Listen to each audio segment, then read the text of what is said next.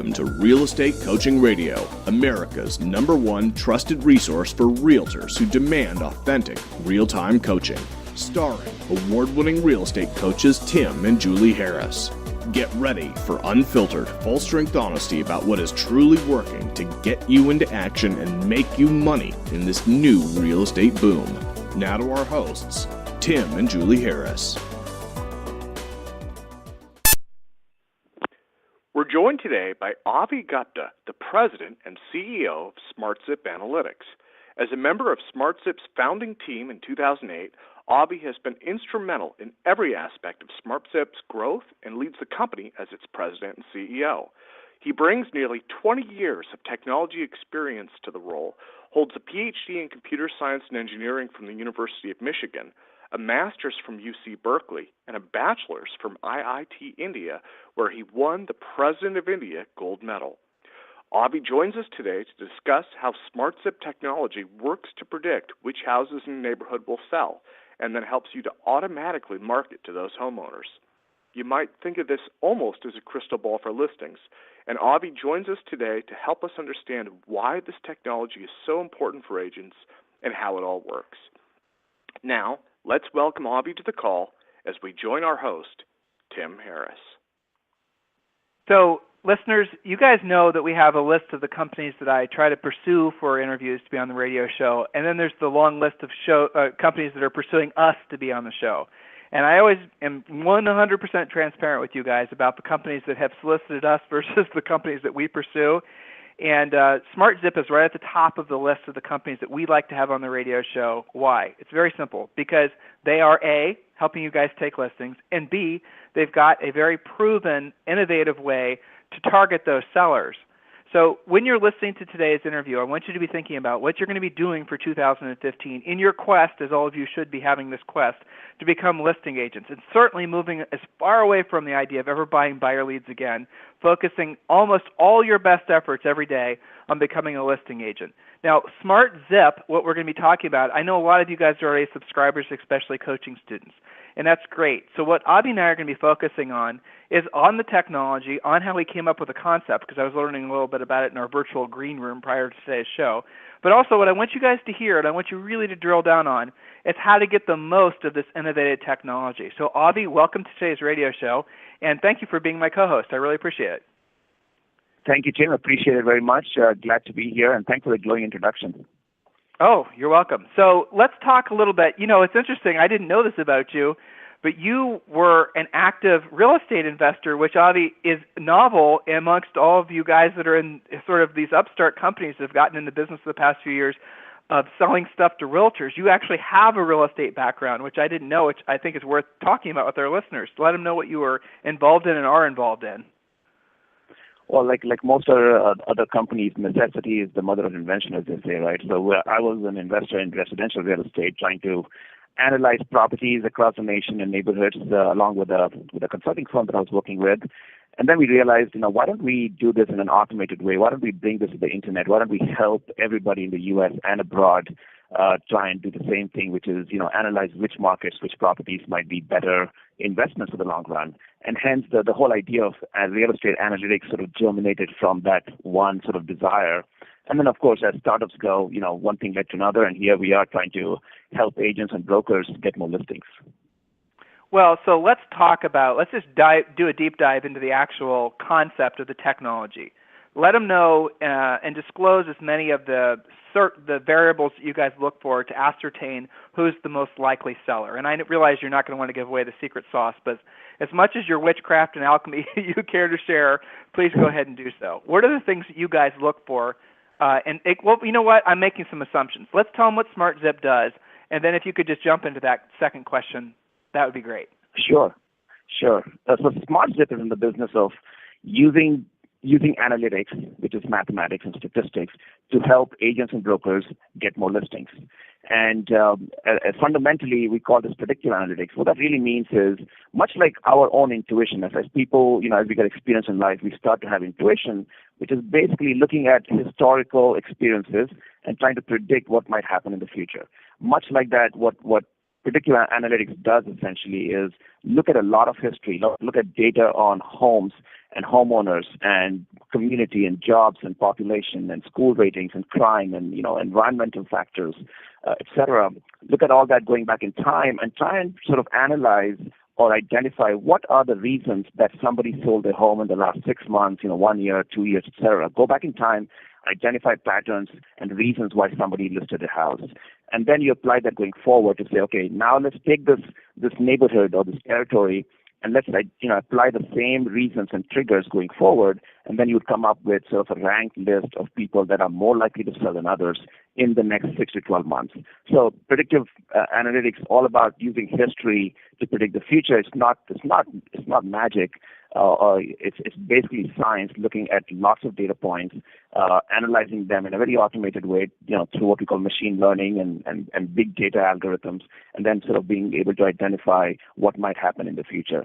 And this is, as you said, proven. And what proven means in this context is when you're looking at history and you've analyzed the reasons and the triggers why somebody listed their home in the recent past, you can then go back in time and prove your analytics. You can say, okay, let's go back 1 year and see what we would have predicted using our algorithms. And then we compare that against what actually happened in the last 12 months. And then that will give you an idea of how good your predictions can be.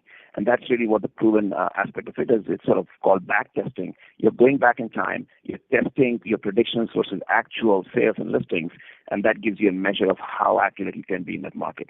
Does that make sense? And then it also gives you an opportunity to go back there and tweak the software in essence to basically be more accurate, I'm sure. Looking for the patterns that didn't play out versus the ones that did, and trying to go back constantly and analyzing how to get more accurate. But, Avi, this is, real estate coaching radio. We're going to have to do a drill down on what you just said. I want to hear specific, what are the types of things that you see that you look for, that your guys' software essentially searches out? What are the types of signs that someone's the most likely to sell seller? Give us some specifics. Sure. So let's look at, first of all, what goes into this sort of, this magic box, if you will.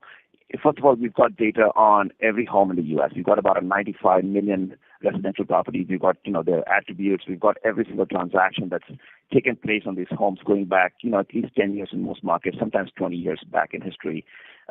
We've got loan information, not just new purchase loans, but refinances. So we've got information on what is the mortgage rate was, how much was taken out, what's the balance today, et cetera. We've got now data on people living inside those houses. We've got, what we call demographic insights on household owners, how many kids they may have, what ethnicity they might be, what's their profession, what's their education level, what's their asset to debt ratio, what are the age ranges of people in the household, how many cars they own, what kind of cars they own. So all kinds of stuff on people living inside the houses.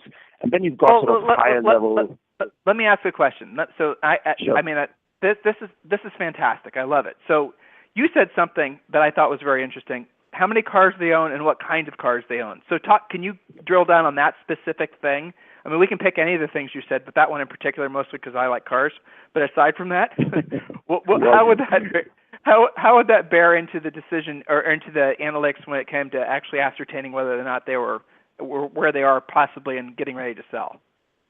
Help me understand. You'll be surprised. So when you actually start running the math, you'll be surprised what factors actually bubble up to the top as to what might make somebody sell their home. And sometimes anecdotally, there are some statistics and studies done on people who buy cars. They buy them within a certain window of either having just sold their house or having just bought a new one. So they, by itself, it may not be the only reason, but put together with another 10, 20 other, reasons, owning a car or the right kind of a car might actually make somebody sell, be more likely to sell their home in a given neighborhood. Now, every neighborhood is different. We've all heard the cliche, real estate is local. It is in fact hyper-local. What that means is every neighborhood has different reasons why somebody might list or sell their house. And even in the same neighborhood, I live in the Bay Area in southern San Jose, and the reasons why somebody might be selling in my neighborhood today versus what might trigger a sale 6 months down the road may be completely different. The housing market might have turned. My neighborhood might have gone from being a buyer's market to a seller's market. School ratings might be changing. Suddenly, let's say the principal of the school left, and and the ratings in the school system have started to go down the hill. Crime might be going up. Something else might be happening. There might be a new generation of people sort of coming into the neighborhood, migration patterns, for example. So the reasons why somebody might sell their home in a neighborhood differ from market to market, from time to time, and the whole purpose of what we do is to use automation, use sort of science to sort of extract and elicit out those factors amongst 2,000 different attributes. We've got, as I was saying, we've got over 2,000 different attributes in every home and homeowner in the U.S. Now, it's not always the case that 2,000 factors matter.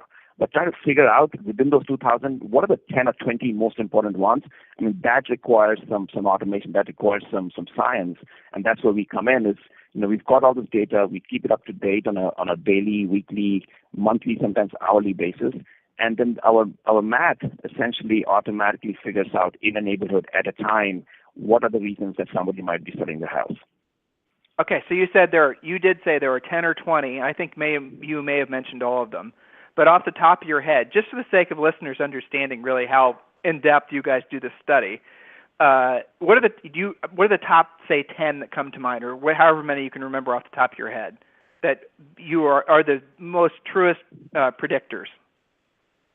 Yeah, you cannot generalize this, but I can rattle off a few top of mind. Of course, how long you live in the house, combined with how many kids you might have, combined with the square footage of the house, combined with what are the other types of people moving into that neighborhood, together with are the school ratings going in a certain direction, along with what's your asset to debt ratio? Have you recently just come into equity on that particular property, and by how much?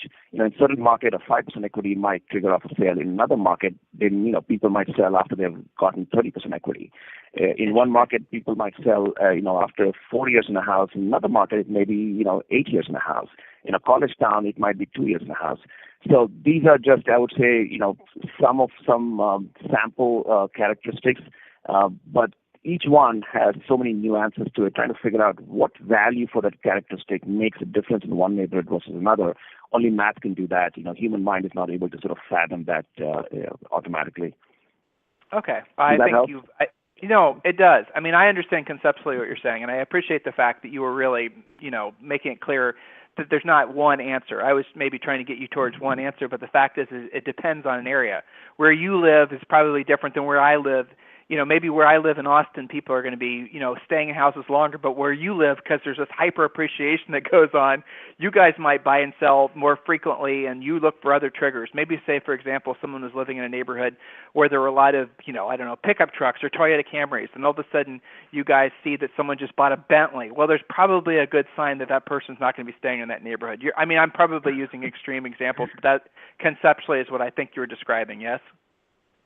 Absolutely, yeah. So, 2 points to note here is, one is you can never tell what exact reasons might be at play unless you have all the data to go by, and secondly, those reasons change from time to time. But it's never more than 10 or 15 or 20 factors. But trying to figure out which 10 or 20 matter, that's a tall order. Because you start off with over 2,000 different factors, and what we've done is we've built a library of over 150 different statistical models to fit each type of neighborhood around the U.S. because every neighborhood is different, as I said. So one size doesn't fit all. We can't just build one model, one analytical model, and assume that it will serve every neighborhood in the nation. You've got to now go off and tune your analytics to different types of neighborhoods. Now there are 95 million homes in the U.S. That doesn't mean that every home is in a very unique neighborhood. We have clustered these homes around the U.S. into different sort of our own definition of a neighborhood, and we've identified about 150 different analytical models that can service all these neighborhoods pretty well to a high degree of accuracy. And I think to carry on your thought a little forward, it's not just the house characteristics that matter; it's also the people characteristics, right? So the age of people living in the household, how many kids they may have, and what are the age ranges of those kids? What are the asset to debt ratio of the people? Sometimes even things like what hobbies you might have and what are your reading interests also may trigger off likelihood to sell. But again, it's never one factor; it's a combination of different factors. And our job, the job of the models and the math that we put together, is to help figure that out on a neighborhood by neighborhood basis. Okay, so moving forward, someone decides that they want to be a subscriber of SmartZip. On average, what does your average user pay per month? The pricing is set in a way that in most neighborhoods, one listing or less will break even on the program. So, if you're in a neighborhood like San Francisco, where the median home price is $1 million, versus a neighborhood I think where you are, near Austin, Texas, or Georgetown, Texas, where the median home price may be $300,000, and I'm just throwing a number out there, the pricing varies. And the reason we do that is we want to make sure that the agents have, ROI in their head that relates to their commission income. So in most cases, agents get, let's say, 2% in their pocket on the sale of a house. So if you're talking about $1 million house, you get about $20,000 in commissions. If you're talking about a $300,000 house, you get about $6,000 in commissions. And the way our pricing works is typically one listing or less. In San Francisco, it'll be less than a listing that will pay for the program. So back to your question, so how does pricing vary? So it's typically a combination of like three things. One is, of course, the median home price in the market for good reason. The second one is how many homes you choose to license. Now, many of the programs, people are forced to take a zip code, and we found that zip codes don't define people; they don't define neighborhoods. So we let our client here, we let them pick and choose their neighborhood. They can customize it down to the street level. They can say that, okay, I want all homes on left side of this freeway, up to this sort of expressway. And on the north side and the south side, I want it bounded by these roads. So they can basically customize their neighborhood down to the street level. And depending on how many homes fall within that selected neighborhood, that also defines, how much fees the program will cost them. And the third aspect of pricing is the amount of marketing. Now, marketing is up to an individual, but we have recommended campaigns and the volume of campaigns. But we let the agent sort of pick and choose how much marketing they want to do against it. Marketing for us, we can talk about it later, but it's a combination of direct mail marketing, digitized handwritten letters, online advertising, which is very unique, Facebook ads, and of course email. It's a combination of those 4 or 5 different types of marketing across multiple channels, and depending on how much of each you choose, that will also define, how much the program will cost you. So those are three levers of the program. That makes sense. So again, listeners, this is, I have lots of coaching students use these guys. So basically, they have, I'm going to oversimplify it, but in essence, you get a list of the folks in your area that are most likely to move, and then you can, they have marketing material, postcards and whatnot that's already produced, and you can have them do your direct mail for you. He mentioned Facebook ads, and he also mentioned, what was the other thing you mentioned? Online email. ads, display ads. Email. Yeah, email, of course.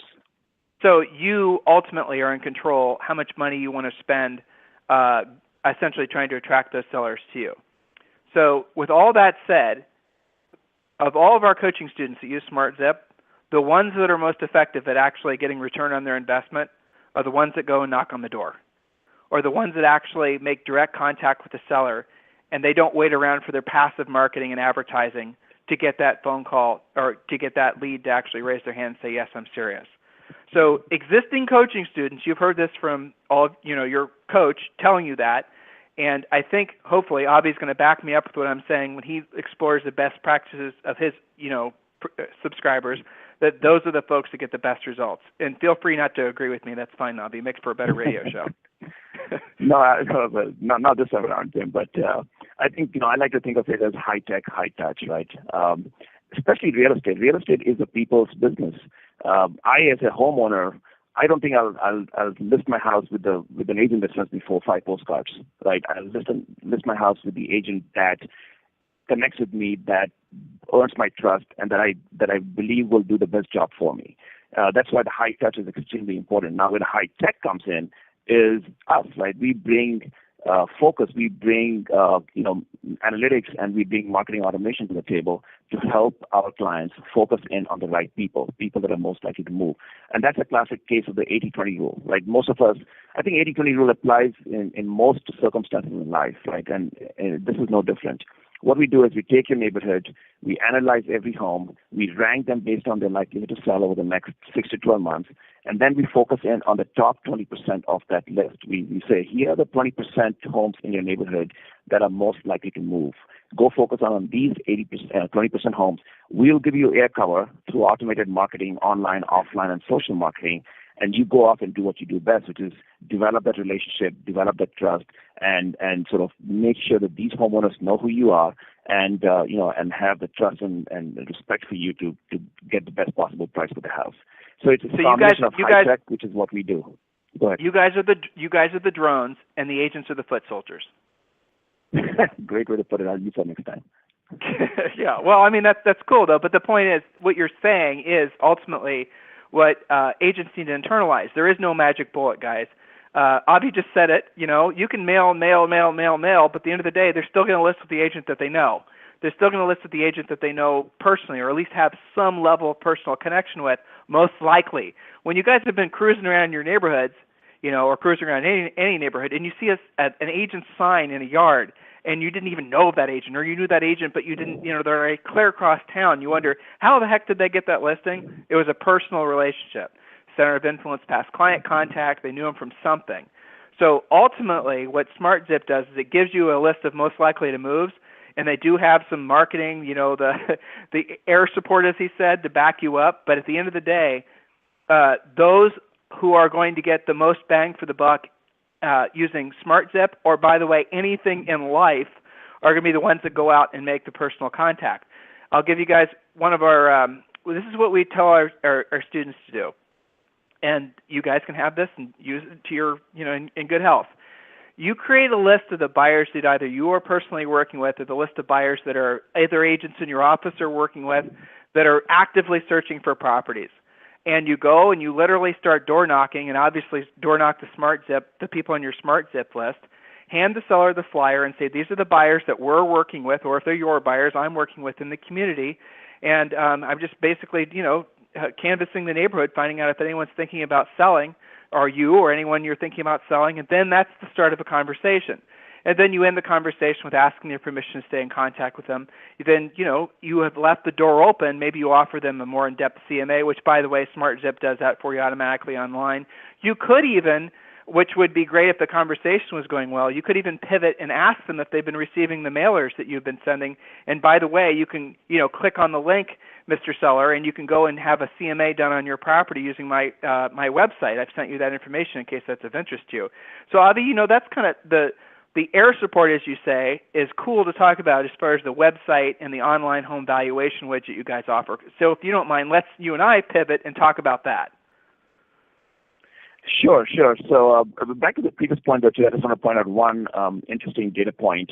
The NAR does member surveys every year, and time and time again, they've found that when it comes to home sellers, only about 3% of home sellers find their agent on the web.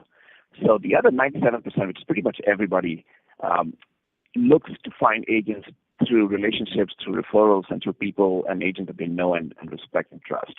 So what that tells an agent is you've got to be out there, you've got to be building trust and relationship, and unless you do that, you will not succeed. Now, what SmartZip does for you is focus you in on the 20% that matter most. And by the way, these 20% will typically have 2 times or more likelihood to sell. So you're not only spending your time and money where it matters most, but you're now spending your time and money on sort of a pool that's really rich in sellers. So, if you were to shoot a dart now, you'd have 2 to 3 times likelihood to actually hit a gold or a jackpot. So we're giving you a density-rich, opportunity pool, and we're also giving you, a focus in, on the right people, plus marketing, air cover, which I'll talk to next. And marketing these days is about multi-channels. Gone are the days where consumers were, looking at, newspapers, or they're looking at park benches. This is the era where people are on Facebook most of the time. People are online most of the time. And having said that, direct mail still gets you the biggest lead gen, but you have to complement direct mail with digital and social marketing. Now, if you look at websites like Zillow, for example, or search marketing, which is typically PPC, pay-per-click, lead gen, what these marketing channels do is wait for the consumer, in this case the homeowner, to come to either Google search or to come to Zillow.com. And then they sort of capture their lead and pass it on. What I call that reactive marketing, because you are now waiting for the consumer to come to you. Instead, when we are trying to help you build a farm and grow your dominance in a farm, you have to be proactive. And we've taken that proactive approach to the online marketing world as well. So in this case, what we do is, once we know that this, let's say John Adams at 1-3 Main Street is more likely to sell, we now go off and take the name and address of John Adams, 1-3 Main Street. We match him to his internet browser cookie through a third party, and then we are able to now show the agent's brand in front of John Adams anywhere they might be browsing. He may be on CNN.com, on Weather.com, on Alibaba, on Yahoo, what have you. We can now put the agent's brand in front of John Adams wherever he might be on the internet and on their Facebook pages. I call that proactive marketing or preemptive marketing. You're sort of going after that targeted consumer even before the consumer has even knows of you or has come to your website, because by the time they go to a website, it's typically too late. They've already either made up their mind or they've chosen their agent. And you don't want to wait for that. We want to give our agents the sort of an edge over their competition, so we proactively market on their behalf to people anywhere they might be on the web and on their social pages. In addition to direct mail is a given, but this online and social advertising proactively is sort of a game changer for most people. Right. I mean, you combine all those things, and you combine the personal contact. If those folks, when those folks are ready to sell, unless their brother-in-law, Uncle Charlie or whatnot has a real estate license, the probability of you not at least having a shot at that listing is about zero. I mean, you're going to be top of mind because you've been cleverly, elegantly contacting these guys. Now, does that mean you're going to take the listing? No. You still have to know how to present. You need to know how to overcome objections. You need to know how to price a property. You need to know how to actually sell. But you put those pieces together, this is, really this is taking the game, especially as far as the, tried and true, been around forever, geographic farming. This is taking the geographic farming model and it's sort of putting certainly a 21st century spin on it. And it makes sense. Now, the thing that I hope you guys heard was, does it make sense for everyone? And I'm sure Avi will back me up on this. It does not. If you have to stretch and, sell body parts and body, whatever, in order to afford to do this, then you don't do it. This is something you add to your repertoire, your lead generation spokes, after you've had consistent money and consistent revenue coming in. And don't go in debt for this either. I mean, do this with revenue. Do this with money you're making. This is something that you guys can look forward to, and I know a lot of you get frustrated sometimes when I have these guests on and you're salivating to subscribe, but don't subscribe unless you actually can easily afford it. If you're in an average market, average anywhere in the United States, it sounds like it's going to cost roughly $6,000 a year, plus what it's going to cost for the collateral marketing. But even at that, please be clear that you still have to get off your butts, and you're going to have to do something proactive to get in front of those sellers if you want to get the most return on your investment. My personal coaching clients do everything that Avi just suggested, and they go knock on the doors. Sometimes they call them if they have a phone number. Those are the ones that are getting these listing appointments and oftentimes converting these to sellable, sold listings. Avi, what are the other best practices that you've seen from your top users, the users that are your raving fans? What is it that they're doing that you would hope that your other subscribers start emulating? Yeah, so first of all, we have two kinds of subscribers, I would, broadly speaking. One is people who already believe in farming, and these people believe and know that they've done this before. They understand that this is an investment for the long run. And these people, they're spending time and money anyway. They use our system to focus in on the 20% that are most likely. And for these people, some may be, door knockers, some may be cold callers, some may be people who build relationships at open houses. Some hold events where they invite the top 20% into to that event. Some run, donation charity campaigns in the neighborhood, and they invite the top 20%. Some would go off on a recycling drive and just, go to the houses that we identify. Some would, one interesting client of ours, takes a little buggy cart and goes on the neighborhood planting flags on Flag Day, but he only plants flags on the houses that we have identified, and that gets the whole neighborhood talking and wondering why. So people have their own styles of prospecting, and whatever that style be, if you can work with it, you don't have to change your style because you are what you do best. We help you zoom in on the ones that matter most, and the other category of our clients is people that are trying to get into a neighborhood, be it a new neighborhood or be it for the first time ever. And it's very hard, as most listing agents know. It's extremely hard to dominate, to even penetrate a farm, especially when you have 5, 10, 20 other agents in that farm. And it takes a lot of time, it takes a lot of guts, and it takes a lot of money. And that's where we come in. If you're trying to break into a new farm, whether you are doing this for the first time in your life or you are a seasoned listing agent, focus is important. And where we come in is, give you that focus and give you automated marketing so that you can, focus 100% of your time on the best people and on building relationships. So those are sort of the two broad category of subscribers that we have. And I can say, pretty confidently that this can work with whatever style of prospecting you have, except that you have to prospect. It's not a magic pill like most of the tools. You have to work it. You have to make sure that you get out there and you respond to leads in a very timely manner, and you prospect the top 20% that we identify through whatever needs suit you best. But we'll give you a lot of tools to do so. I think, Tim, you pointed out, we have automated market analysis tools in every home. You can drop these off at the door if you don't want to necessarily speak to them. These are, we have different kinds of door drop and door hangers that you can use in your prospecting. And by the way, each of these hard pieces, if you will, have aspects to them that we can track. So, for example, every direct mail piece and every sort of door hanger has a key code that is specific to that individual. And when they respond to that piece, we'll know which homeowner responded, and you'll have that visibility within your backend system with SmartZip. So we try and collect as much data on how the marketing is doing for you. But of course, you have to leverage that information to take it to the next level and actually have that conversation. Another interesting statistic here by the NAR. This was again based on member survey, and they found that 2/3 of home sellers will choose the first agent they interview.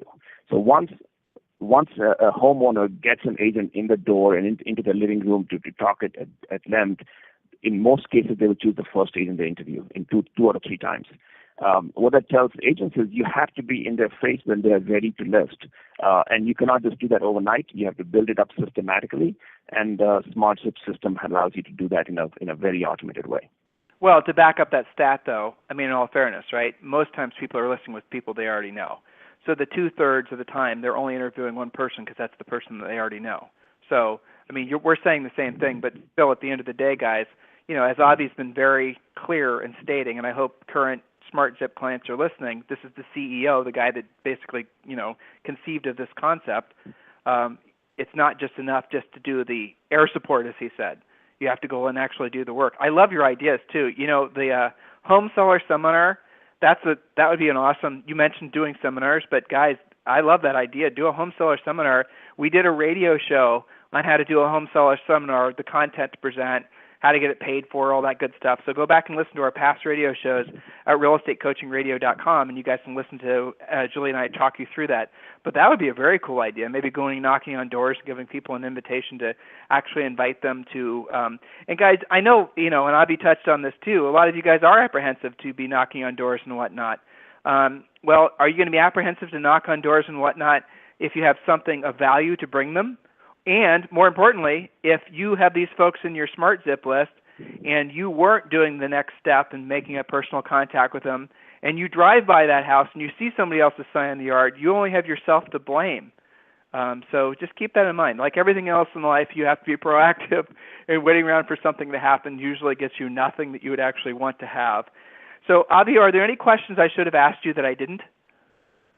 I think you brought up, knocking on doors or, cold calling them or prospecting them. And I think our system gives agents a reason to make that initial connection, right? I mean, now when you knock on a door or you call up the homeowner, or you meet them at an open house or at your seminar, it's not just, you're not just a mysterious agent. They will know who you are because they've seen the marketing pieces, they've seen the online ads, they've seen your name and ad on their Facebook newsfeed. So, in their minds, we have done enough touches for you with that homeowner that they should recognize you. They will know at least that you are an agent in the neighborhood. And if you've done it enough number of times, you've already built that subconscious level of trust. Now it's a matter of you sort of, slam dunking it and making sure that they know that you are as much great in person as you are online and in direct mail. So we've given you a reason to make that initial connection, and that's really just make it so when they meet you, they don't feel disappointed. That's what he's politely saying. Exactly. Well, it's true. Yeah, it's true. Yeah. So it's very fascinating. I know a lot of agents. I know you guys get this question all the time, and I also realized as I was thinking about it, it's probably impossible for you to answer. But realistically, how long does it take for someone to see actual money in the bank results, given your experience with this? So I would say on average, people start to see a systematic flow of results after the first 6 months. The first 6 months is really sowing the seeds. And then, from there on forward, you start to see a lot more traction, a lot more leads coming in, a lot more follow-throughs happening, et cetera. Now, that's not to say that, there are lots of instances of people that get results on the first meeting or in the first 3 months. But, if you were to look at what the norm is, what the averages are, I think the 6-month window would be the right place to start expecting, results to start showing themselves. And this whole system is not meant to be a flash in the pan. This is meant to help you systematically dominate and build up your presence in that neighborhood. So it's going to pay off for years to come. It's not just, for the first year or for the first 6 months. The whole purpose of this is to lay the seeds so that, for the forthcoming future, you will start to build that, the dominance that you're looking to build. And this is farming at its very best. It's about making sure that people in that neighborhood know who you are, and you're not spending the time and money on the wrong people. Everybody will list at some point in the future. Most people will list at some point in the future. You're going after people that are most likely to list in the next 6 to 12 months, and that's where the 20% predicted target comes into play. We are focusing you in on the right 20%, and then the data is updating every day. I mean, we are. We get fresh data feeds from all our suppliers, some daily, some weekly, some monthly. So you can rest assured that we will, always put you in front of the right people. And on a monthly basis, we update your target list so that, you know exactly that people who have just refinanced, for example, or who have just listed their home, they will automatically move to the bottom of the pile. And then you can come into the system and use your own knowledge. If you've talked to somebody and they have point blank told you that, I'm not interested in listing for this reason, you can go into a backend system and you can suppress that homeowner so that they will never see your marketing ever again. So you can also control who is in the top 20% by telling our system what you know. So all in all, again, as you pointed out, Tim, it's a tool. I think it's a great tool, and it's in the right hands, it gets great results. I love it. It's elegant. It's exactly what we always ask for our best, our coaching students to look for, is elegant solutions like this. So everyone who's interested in obviously exploring SmartZip, we're going to make it easy for you. In the show's description, like always, we're going to include a link that you can just click on and basically get all the information that you want. I know a lot of you we've interviewed, Terry on our radio show before from SmartZip. He's, a lot of you guys were very receptive to what he had to say, and now I'm certain that you're also really ready to take action after listening to Avi. So click on that link, and in the meantime, Avi, I really appreciate you being my co-host today. I appreciate you not shying away from some of the drill-down questions some of my interviewees do, and it was great. Thank you very much. Tim, this pleasure is all mine. Thank you, listeners.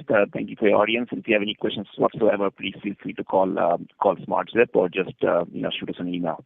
Thank you all again. Cool. Merry Christmas, Thanks, everyone, and we'll talk with you on the radio tomorrow. Happy holidays. This program has been a presentation by Tim and Julie Harris, Real Estate Coaching. For more information on our real estate coaching and training programs, visit our website at timandjulieharris.com. Remember to tune in weekdays at noon for upcoming shows, and until next time, thank you for listening to Real Estate Coaching Radio with Tim and Julie Harris.